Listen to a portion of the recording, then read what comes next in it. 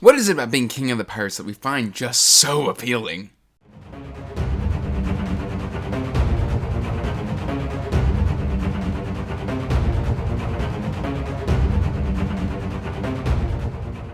Hey everyone, welcome back to Andrew's Wizardly Reason. As always, guys, I am Andrew, and today, guys, we are here to talk a little One Piece. But before we get into that, please like this video and subscribe to the channel, as it does help the channel grow. And you can check the description box down below for links to all of my social media, including information about my Patreon, if you want to help support what I do here on the channel in a little bit more of a substantial way. You get lots of great perks, access to buddy reads, you can get exclusive content, weekly reading wrap-ups, and access to my content early. But it is not mandatory. With that said, guys, we are going to be talking a little One Piece here today. Now, if you were just here for the live action season 1 review, I will go ahead and include a timestamp down below so you can jump straight to that if you don't care about my history with One Piece, which is perfectly understandable. That discussion will be slightly spoiler-filled, but not like full-on spoilers, but there will be content talking about what was in the story and what was changed and stuff like that. Now, we're going to start, of course, with my history with One Piece. And I have a huge history with One Piece, about 2 decades worth. I first started consuming this content in what was initially called Shonen Jump Monthly, I believe is what it was. And about 2001 to 2002, I was with my mom in like a grocery store. And you know how like a lot of the grocery stores have that aisle of magazines? Well, there was a Shonen Jump Monthly there. And essentially, you would like rip out the postcard and you would mail it in, and you'd get a 1-year subscription. My mom was kind enough to do that for me. And so within that, it had a rotating lineup. But I remember Saint Seiya. I remember, Beat the Vandal Buster, One Piece, Yu-Gi-Oh, which is way different than what the anime ended up being. Way, way different. And I think there was Bleach and Dragon Ball in there as well. Maybe Dragon Ball Z, I don't quite remember. But One Piece was in there as well. That was my first exposure to One Piece. And you may be asking, Andrew, why are you talking about your exposure with One Piece? Well, I don't just want to come off as somebody who's jumping into the One Piece because it's popular now here on BookTube. I do have a history with it. And I've been very happy to see the series getting a lot of love here recently. After I did my Shonen Jump Monthly, though, I did watch the 4Kids TV anime adaptation, which was atrociously bad. Sanji didn't smoke in those, because you can't do that on kids' television here in America. Instead, he had, like, little sucker lollipops. And they went so far as to, like, change the color of characters. I don't know why. Like, the skin color of characters were changed at times. All the blood was removed. And there was one particular scene with Don Krieg. And that where, like, Luffy gets stuck with some spikes. But you can't obviously show that on American TV to kids back in 2003, 2004, when that was on the air. And so instead it was like suction cups. Like, you know, like you can fire out of a Nerf gun. That's what Luffy was stuck with, and he would rip those off and toss those away. And why would you need blood if there were suction cups? Obviously, pirates use suction cups. Anyway, it was an awful adaptation, and I watched it. And then, of course, throughout my teenage years, because the 4Kids didn't make it super long, but after that, I did subbed and dubbed anime watching of the show. The anime does have quite a bit of filler in it. There's a bunch of them where, like, Luffy's, like, a samurai for some reason. I don't know. It's filler arcs. And so I haven't watched those. But I've watched, I think, like, you know, I've caught up to the dub many times, and then I'll have to switch to the sub. But I struggle with, like, you know, going from dub to sub and just continuing through because it's different voice actors, obviously. And then, of course, you've got to read the subtitles.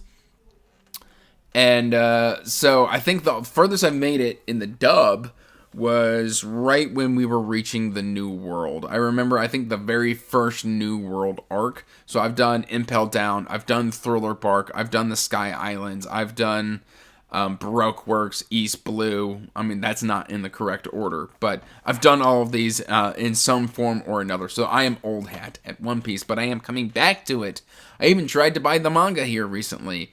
I bought this, you know, my buddy Mike showed off this, like, really beautiful set of, like, 1 through 23. It's got this nice handle, and I bought it off of Amazon. It was fake, so I'm still waiting for that to kind of show up here at my house. because yeah, no, I want real manga. Like, it was poorly aligned, it was badly cut, it wasn't uniform, the inks weren't correct, the case was like really janky, like it was like cellophane taped close. It was missing its handle. The art on the sides was oriented incorrectly. It was missing like different borders. It didn't open correctly. It wasn't well. It wasn't even a good fake. It was just bad fake. And like all the books inside were just creased, dented, trashed, and coming apart. It was awful. But with all of that aside, let's get in and talk about the live action adaptation and how I felt about it. And I was very lucky to get to chat with Murphy Napier quite a bit on this. And we just kind of bounced our thoughts back and forth, and it was a lot of fun. But essentially, I love this live action adaptation. I think it is the best live action adaptation probably of any manga anime ever.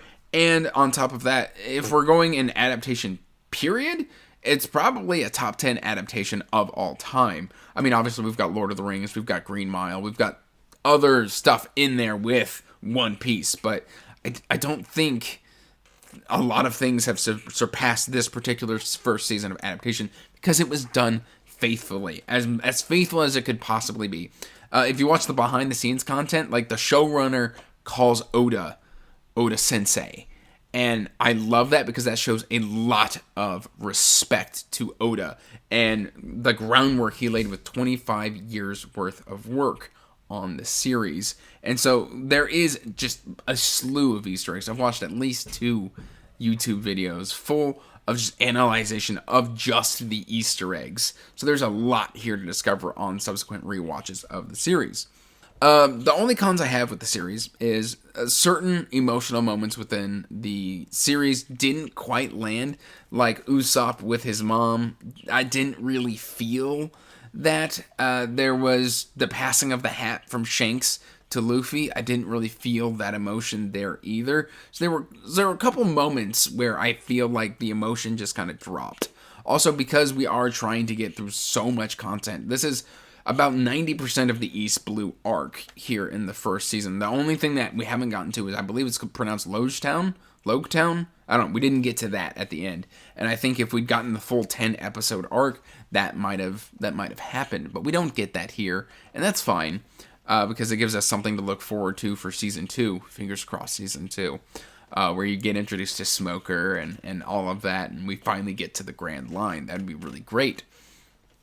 But in terms of capturing the soul and the vibe of One Piece, I really think they did that. I really think all of the actors were perfectly cast. I think Buggy looked amazing. Kuro looked awesome. Don Krieg looked a little Mihawk looked awesome.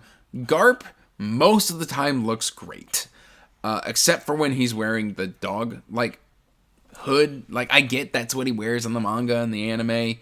And it's accurate, it's faithful, but sometimes, in real life, it just looks a bit cheap. I wish they just kind of poofed it up a little bit. It was more of it laid kind of flat on his head. I wish it kind of had fluffier and floppier. I think it would have looked great, but it looks silly whenever he's wearing it. But even the Mouse Marine, the corrupt Mouse Marine on the Arlong Pirates, he looked good. Names escape me. I'm not good with names. But I thought they did a great job. They also adjusted some timeline stuff to make things just kind of flow a little better narratively, especially when we're dealing with Axe-Hand Morgan and that base and everything like that. We've got, Zoro's supposed to have been out there for weeks, but we kind of changed that timeline where Luffy is there when everything goes down instead of showing up after the fact. And I think that makes it flow a little better, and it makes that relationship not only a little bit more believable, but I've really, really liked it. I've actually seen YouTube comments and shorts bashing this particular scene because Zoro doesn't look particularly bad. He's only out there for a day or two in this live action instead of the manga where he's been out there 4 weeks. So it makes sense to me. Guys, I absolutely love this. I thought everybody nailed their roles perfectly. And it's just great to kind of see some subtle changes within the characterization. Usopp is less sniveling, crying. He's still a coward. And he's still a liar. So that's been maintained. and the actor who plays Usopp does a great job. Same with Sanji and same with Zoro. And, you know, Zoro kind of comes off kind of wooden and stuff like that. And then as the season progresses, we see him kind of come out of his shell a little bit. And we start seeing the smiles. I really enjoyed that. The arc I think they changed the most is Syrup Village with Captain Kuro. And I think it's the one that needed the most work anyway, because there was just so much in there that could be cut. And stuff that could be cut was cut. Which kind of leads to a very fast pacing on the show. We've only got 8 episodes to work with. They're all an hour long, so I think that was a smart move, making them an hour long. But at the same time, like, it makes the time spent interacting with the crew in the lazy moments and building their relationship, that kind of aspect is missing. But at the same time, I understand why it was done. Because, let's face it, there is so much One Piece to get through that cuts had to be made. And if those small moments have to be cut as well, I'm perfectly fine with it. It was action-packed. I thought Zoro's combat was amazing. Sanji's was good. But, I mean, at times it felt a little wire-fu-ish. But, again, whatever. Like, I was still here for it. Luffy's Gomu Gomu no Mi, his Devil Fruit powers, was awesome. Watching him stretch and be rubber and do all of the stuff that he does in the manga. I didn't know how they were gonna capture that. And they did a great job. I loved his Gum Gum. I loved the pistol. I loved the bell. I loved it all. I thought that the practical effects of the masks for the Arlong Pirates was very well done and very necessary. It didn't cheapen what could have been very silly. The fishmen are very, very hard to get right. And I think this is the closest we were ever going to get of the fishmen being correct. And it gives me a lot of hope that a lot of the silliness in the series is going to be okay. Although I'm still kind of worried if we ever get to Frankie and Chopper. I don't know how that's going to be handled, because, I mean, the Wheel of Time did not do good with Loyal. So, fingers crossed we can get a good Chopper and Brooke and everything like that when we get to it. So, yeah, no, I'm very excited. I'm very pleased with how this season has went. I'm so excited. I'm very happy. And it occurs to me that I realized that I didn't talk about my favorite arc, which is the Arlong Park arc. I thought that the Arlong Pirates were handled incredibly well, and it showcased my favorite kind of interpretation of the Straw Hat Pirates, which is Nami. I thought the actress for Nami absolutely knocked her performance out of the park. It was fantastic. The last episode had me smiling from ear to ear. I mean, the last 30 minutes of episode 8 was just an absolute joy and delight to experience. It was so good.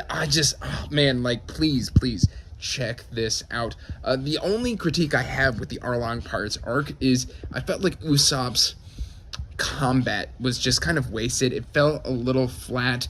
I felt like we could have done something a little bit different there and made him a little bit more dynamic. It's kind of how it goes down in the manga, but the manga does a little bit more with it that I think the live action 100% could have done. So yeah, other than that, like, the Arlong Park arc was chef's kiss. Amazing.